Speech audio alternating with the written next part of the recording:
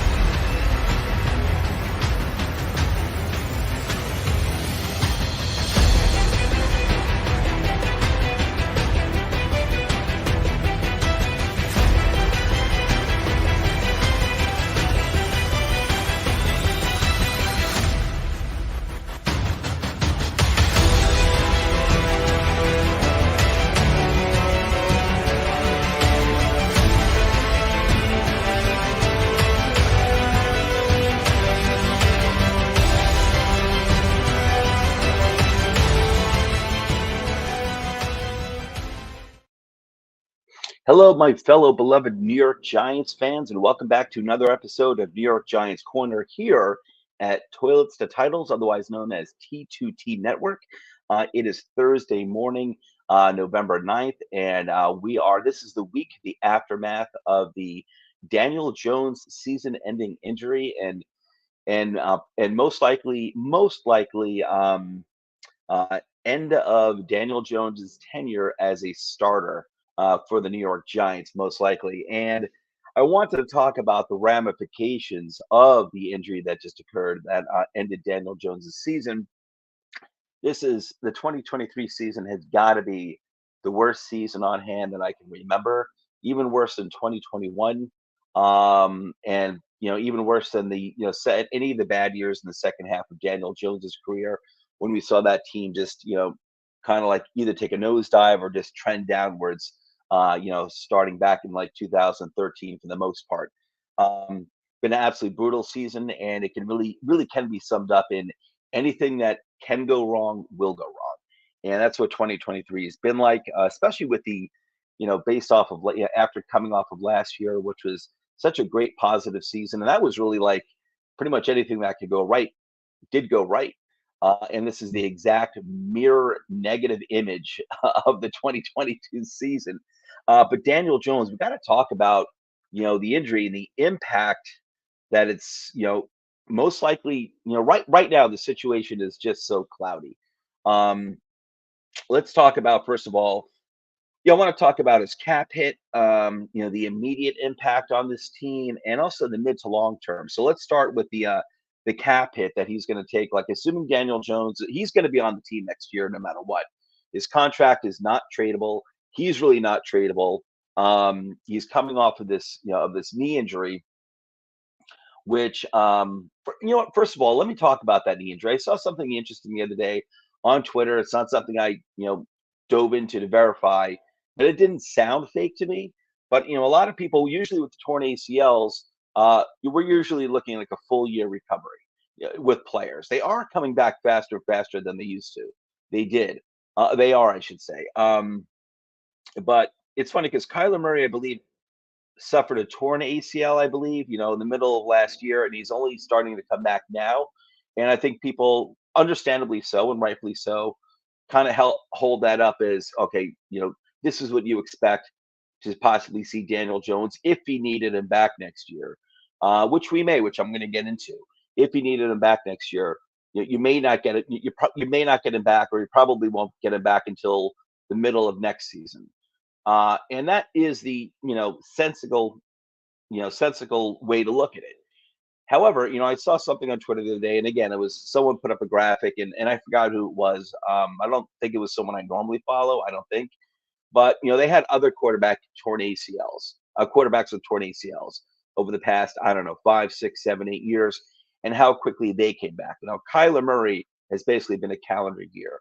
These other quarterbacks who got injured, like mid, early, anywhere from like early to mid to late. And it was different. I think one quarterback was like a week 4 injury, another was like a week 10, another was like a week 14.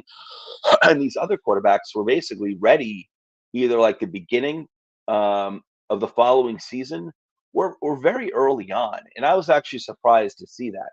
And again, it's not something I dove into. I don't have it in front of me, so I can't reference it. I'm just going off of recollection. But but I was surprised by how quickly apparently these other quarterbacks came back from torn ACLs.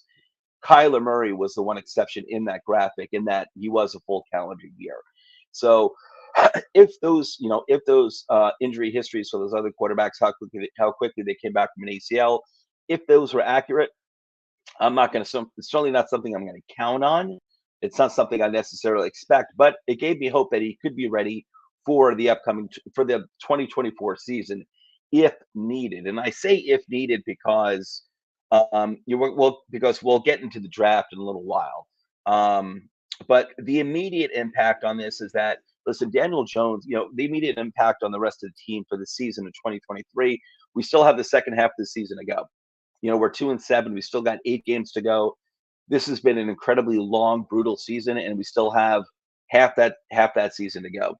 But the immediate impact is, besides losing more games, is the development of young players such as Jalen Hyatt and Wandale Robinson. Because we don't have, as of right now, we don't have Tyrod Taylor back. I assume Tyrod's going to be back sooner rather than later. I haven't checked up on his injury. I don't even remember if he officially went on IR. If he did go on IR, which I don't think he did, if he did, then you're looking at a minimum of 4 weeks that he would be out. If not, I assume he's week to week. The thing is, we need to see these young players develop. Not just our receiving weapons, but also our younger players in the offensive line as they come back. I know Evan Neal just went down with an ankle injury. I'm sure he's going to be out for a while. JMS should be back fairly soon. You still have Bredesen and Izudu and McKeithen out there. So you want to see these players develop, and in order to get these players developed, you do need a quarterback who knows what he's doing. And that's Tyrod Taylor. Good thing. One of the good things about Tyrod Taylor, Giants certainly weren't putting up a lot of points with him at the helm, but he was expanding the field. He was manipulating the pocket well, and yes, the offensive line was playing better, but I think a lot of that also had to do with who was playing quarterback. Just getting rid of the ball. Basically, they were dumbing down the offense, giving Tyrod Taylor like a maximum of two reads, then get rid of the ball, run, whatever you got to do. And so, that will make the offensive line look better. I want to give them props though too. They did bring, they brought on Justin Pugh. I think he helped settle things down. I don't care about his PPR. I mean, I do, but that doesn't tell the whole story. I think he helped. His veteran presence, his knowledge, his experience helped settle things down with the offensive line. And then you had I forgot the swing tackle we took off the Eagles practice squad a few weeks ago. He was serviceable, until we got Evan Neal back. And even Evan Neal has looked better, to be honest with you. He hasn't been great. He hasn't been worthy of the number 7 pick from last year. But there was some improvement this year in Evan Neal, I think. Subtle, slight, not enough, not nearly enough.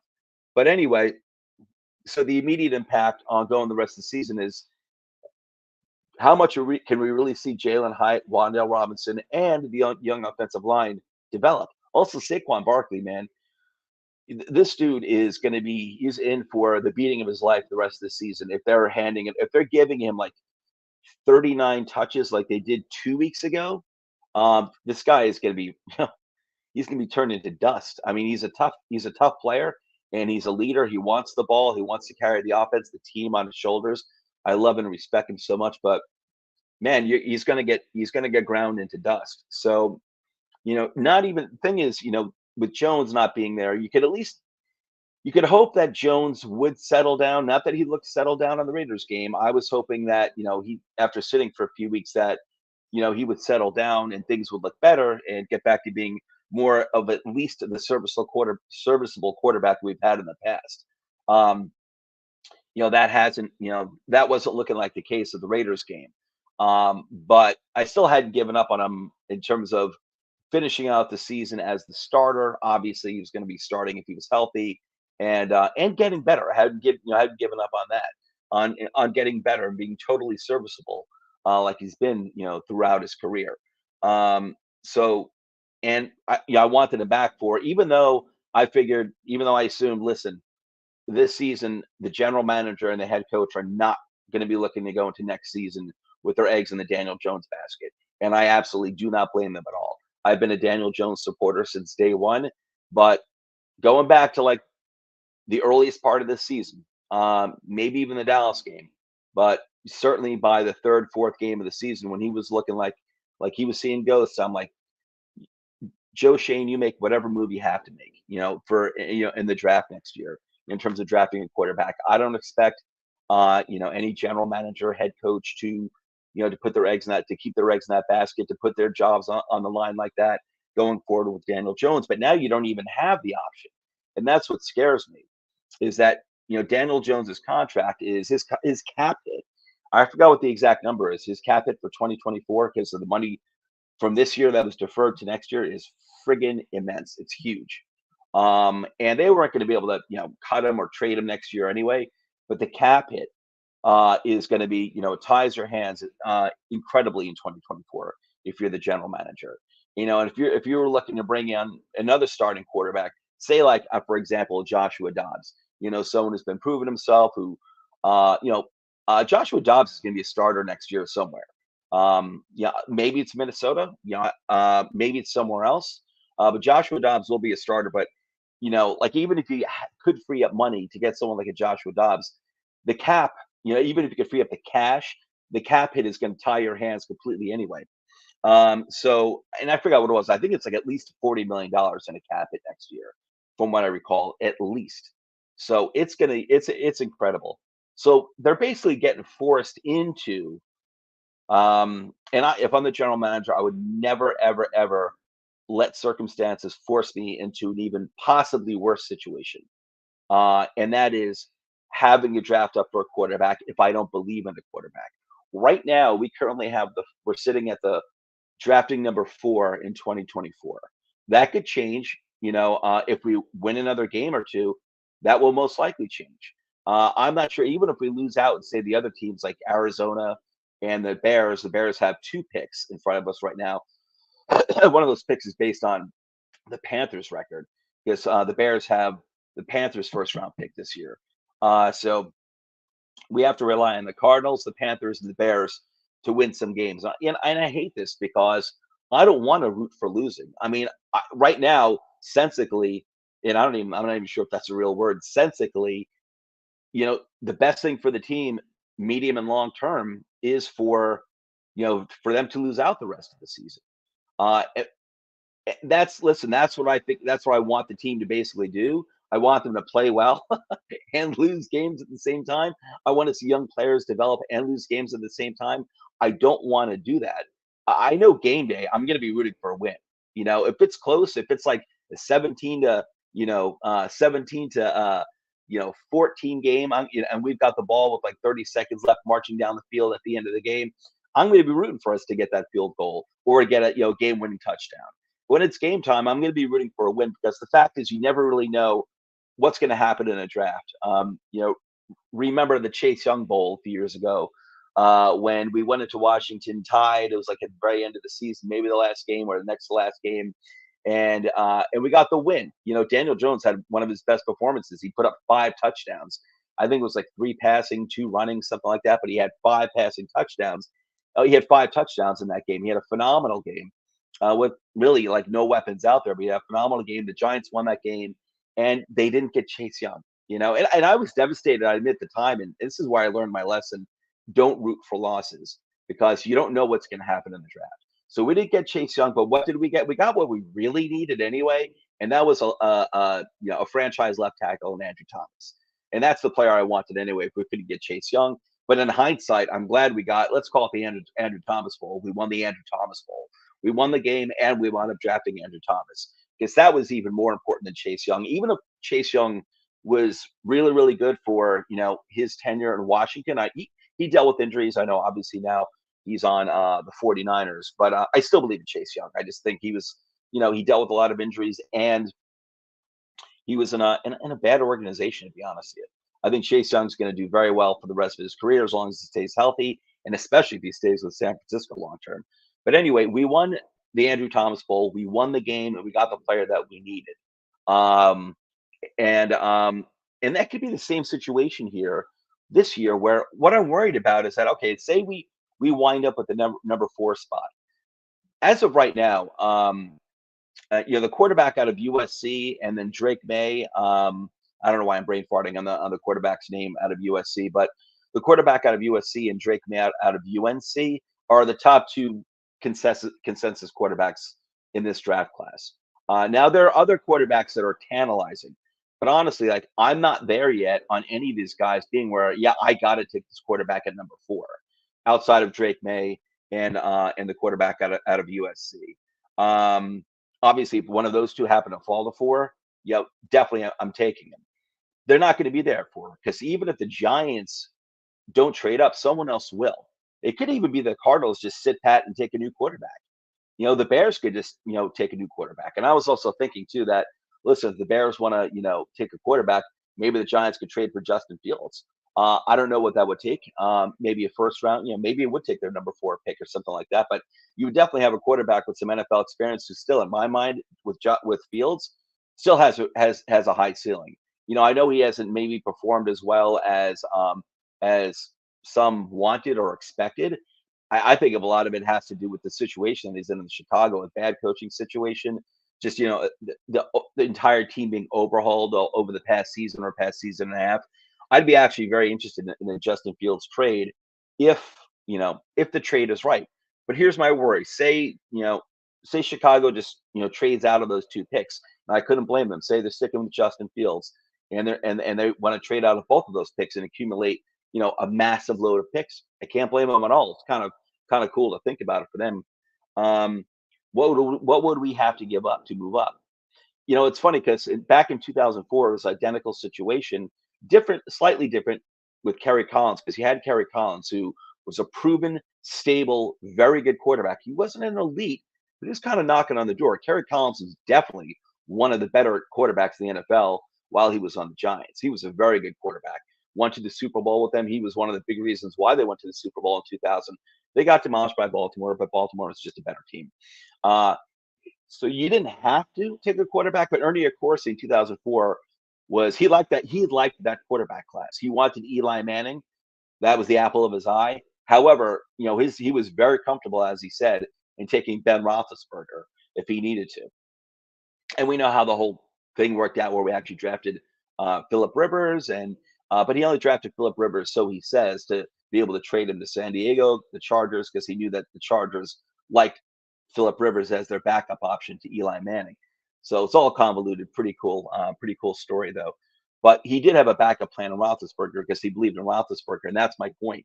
If we can't get through the top 2 quarterbacks this year, if I'm the general manager, yes, I'm looking to take a quarterback, but I can't let myself be forced into taking a quarterback that I don't like, say like a Bo Nix or Penix out of Washington, or a Sanders, who right now is my number 3. Sanders out of Colorado, prime times kid, Deion Sanders' son. I'm very impressed at how he's gone from like the lower tier of college teams to Colorado and really hasn't missed a beat. He's played very, very well. He needs seasoning. If you draft him, if he even comes out, which I don't think he will, even if he comes out this year, he's going to need more seasoning. But I'd feel very comfortable with Dable and Kafka, developing him. And I would assume that he's been, used to the limelight, where maybe he himself has not been in the limelight all that much up until he, really went to Colorado. But he's Deion's kid, and Deion's been in the limelight forever. So, I have a feeling, I don't know much about Sanders' character, but I have a feeling he's a well-grounded kid, or well-grounded young adult, being around his dad, who's dealt with fame and handled fame and all that. So Sanders right now is my number 3 quarterback. But the scary thing is, what would it take to move up if if the general manager wanted to? And if I referenced 2004 because back then we did have the number 4 pick in 2004. But we really didn't give up all that much to get the quarterback that that we wanted. Ernie, of course, he wanted, and that was Eli Manning. We gave up, we basically swapped first round picks. In 2004, we got the number 1 overall pick, which wound up being Eli Manning. We gave him our number 4 overall pick. And then I think we gave a 3rd round pick that year, and maybe some other pick, maybe like a 5th or a 7th, I don't remember. And then we gave up the following year's 1st round pick, and maybe like a 6th round pick or something like that. So it really wasn't all that much to move up from number 4 to number 1 essentially in 2004. But again, we had Kerry Collins to fall back onto if we wanted to. Plus, Ernie, of course, he would have drafted, Roethlisberger, who he felt very comfortable in taking. Um, if he didn't get Manning, he was taking Roethlisberger. He liked Roethlisberger a lot. Um, but also, I don't feel like his hands were necessarily tied because he had Kerry Collins. It's kind of like when we drafted Daniel Jones in 2019. People could, complain about that pick all they want, but in 2019, you didn't have to take Daniel Jones because you had Eli Manning. And yes, Eli was at the end of his career. He wasn't. This wasn't 2011 to 2012. Eli Manning. This is 2019. I still don't think he was the problem, even at the end of his career. It was just time to draft a new quarterback if there was one available that the general manager liked.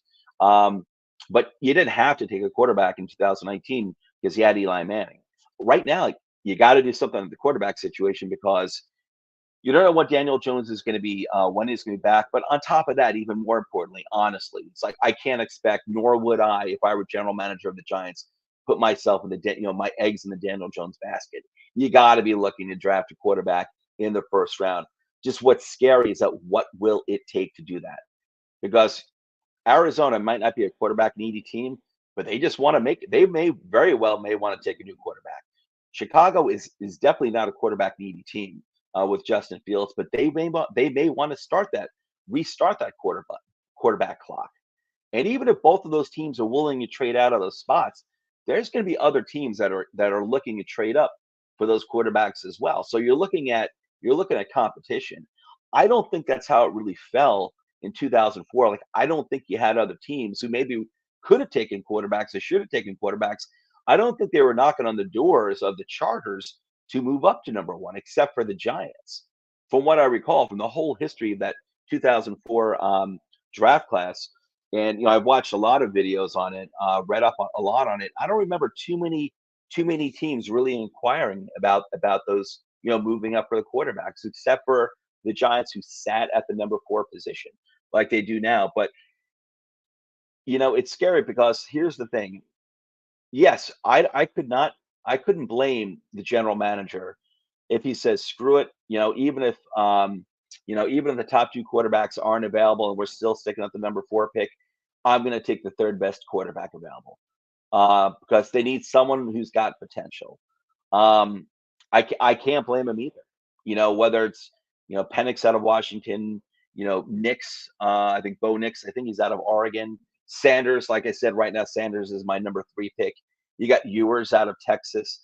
You got like 2 other quarterbacks there too, but man, it's like, yeah, you could think to yourself, "All right, okay, I'm going to be a savvy GM. I'll put my GM hat on and I'll be savvy and I'll trade back a little bit, further back into the first round. I'll still get the quarterback that I want, whether it's Penix or Sanders or Nix or whoever. It might not work out that way. There may be another team that really likes you. You might think, oh, I'll trade back from the 4 to the 8 spot and I'll pick up some additional picks and I'll get the quarterback that I like. There might be another team that likes your quarterback and they take him at number 7 or something like that. So if you like a quarterback, maybe you don't even love him. That's the problem. But you like him. You're like, all right, this is a dude that I'm willing to roll the dice with. Say like a Penix. Say like a Penix. Um, you could very well get burned. Listen, even the top 2 quarterbacks, may be busts.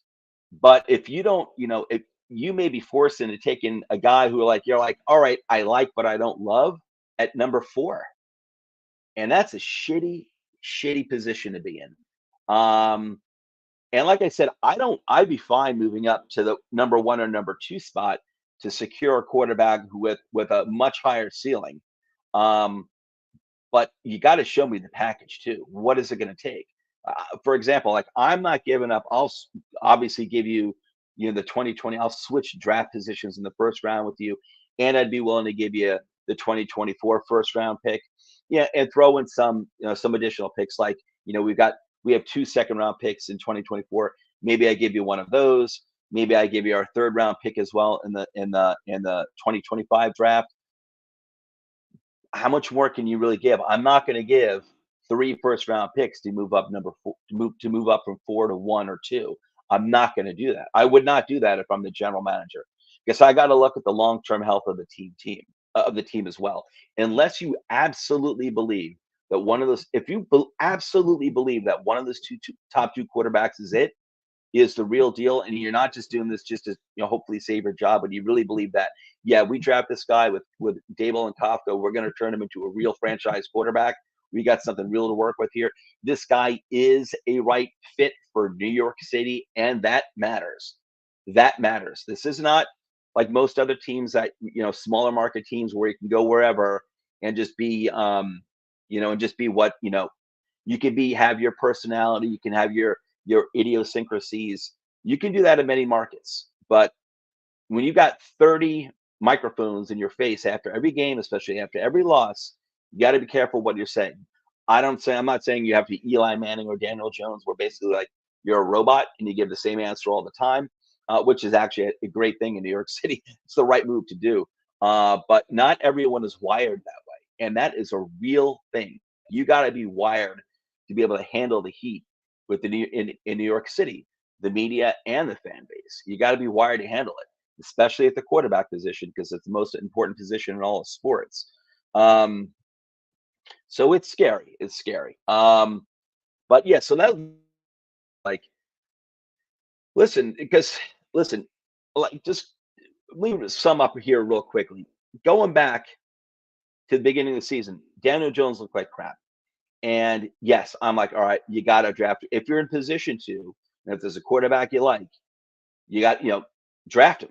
Absolutely draft him. I don't expect you to, to stick with Daniel Jones.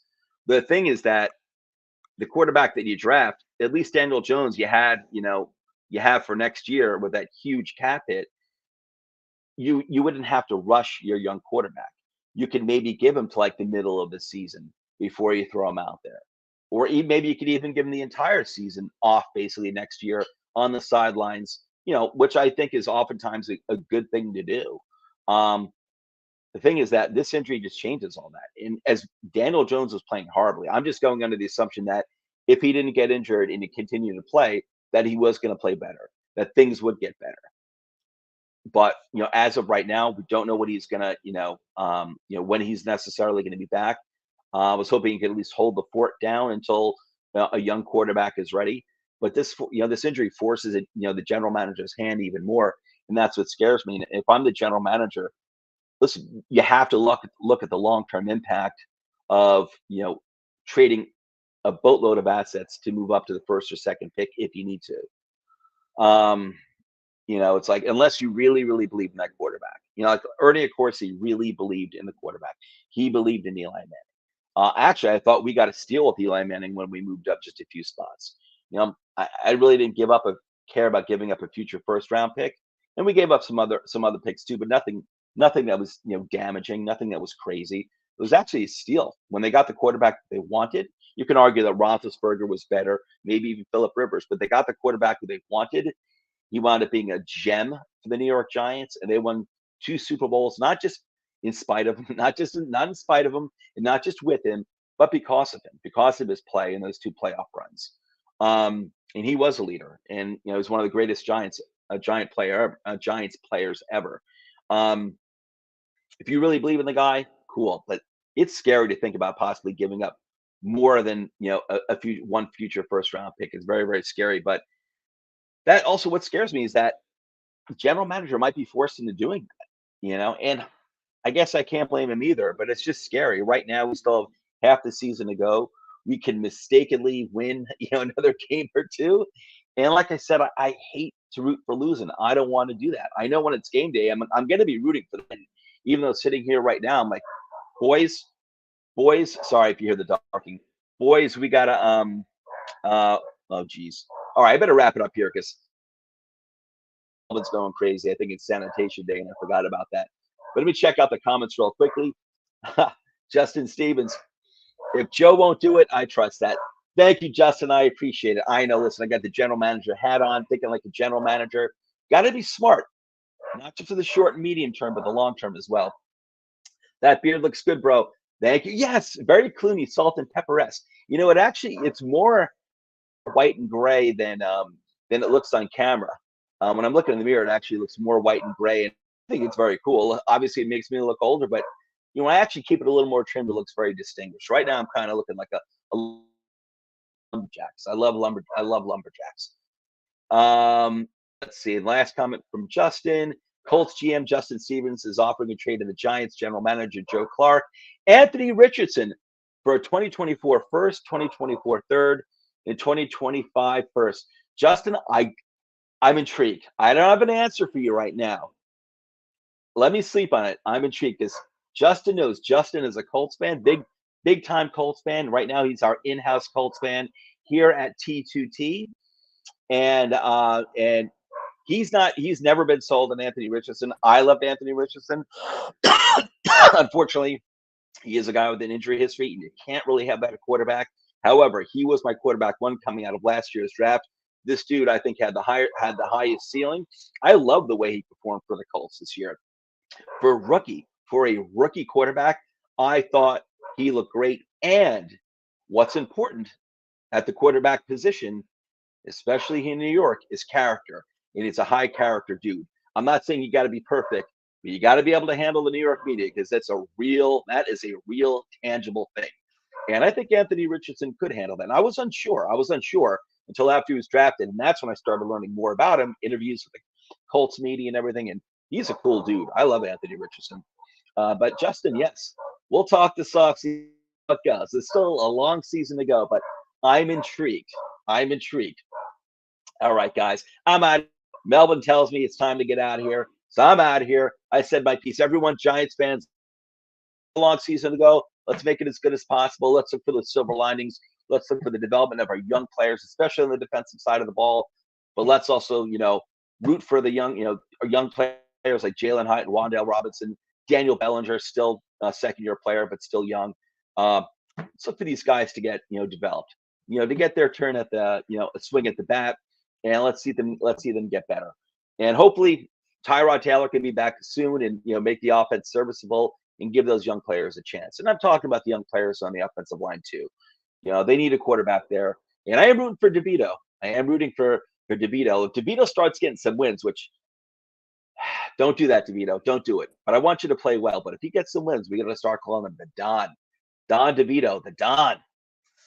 Remember where you first heard that nickname here. You heard it here. Joe, a New York Giants corner at T2T.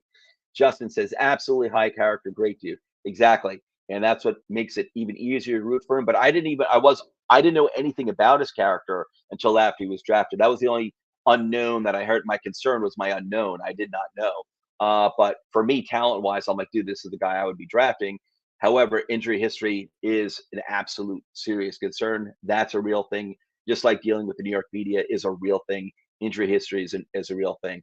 But if that guy can stay healthy, I absolutely believe in Justin Stevens. I do believe in Justin Stevens, but I absolutely believe in Anthony Richardson if that guy can stay healthy. Anyway, guys, I'm out of here. Love you all. Take care. Love from New York Giants Corner. Love from T2T Network. We love you guys. We love your support. Thank you so much. We appreciate you appreciating us. And wait for my really cool outro in video. It's really, really cool. Almost as cool as the intro video, just a little shorter. I'll catch you soon. Take care.